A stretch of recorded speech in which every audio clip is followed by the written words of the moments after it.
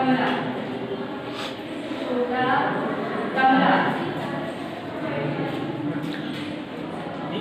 ये Robert Hooke जो थे ये कार में कोशिका की खोज किए थे। जब ये माइक्रोस्कोप के नीचे कार को रखकर देखे तो इसके नीचे इसके छोटे मधुमक्खी के छत्ते के आकार के छोटे छोटे कोष्ठक दिखे। ठीक है, उसी का नाम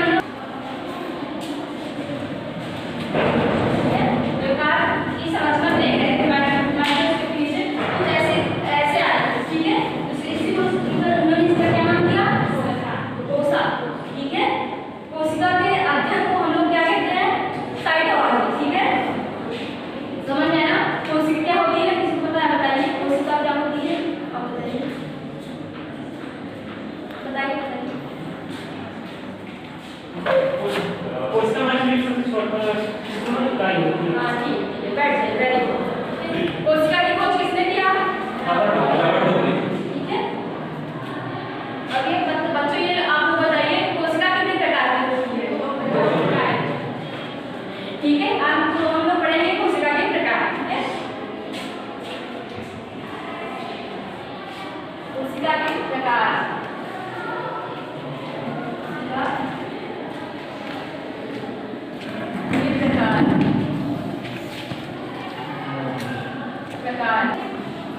पहली प्रोकैरियोटिक कोशिका। ठीक है, प्रोकैरियोटिक कोशिका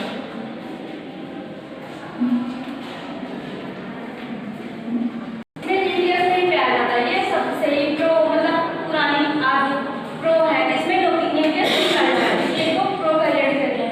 इसमें न्यूक्लियस नहीं होता है और यूकैरियोटिक में न्यूक्लियस होता है, ब्लड होता है। ठीक है, तो आप लोग बताइए प्रोकैरियोटिक कोशिका होती क्या है? इसमें किस अविकसित होता है, फिर विकसित होता है। और यूकैरियोटिक कोशिका में न्यूक्लियस होता है। अब हम पढ़ेंगे कोशिका। एक कोशिका जी बताइए यूकैरियोटिक कोशिका होती क्या है? न्यूक्लियस आ जाता है, ब्लड में आ जाता है। वेरी गुड, आप बैठ जाइए। आप बताइए प्रोकैरियोटिक कोशिका क्या होती है? आप हाँ, प्रोकैरियोटिक कोशिका क्या होती है? बताइए, नहीं पता है?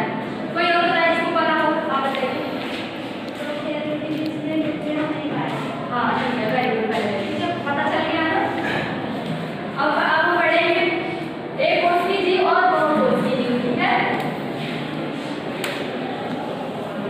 पहला है एक कोशिकी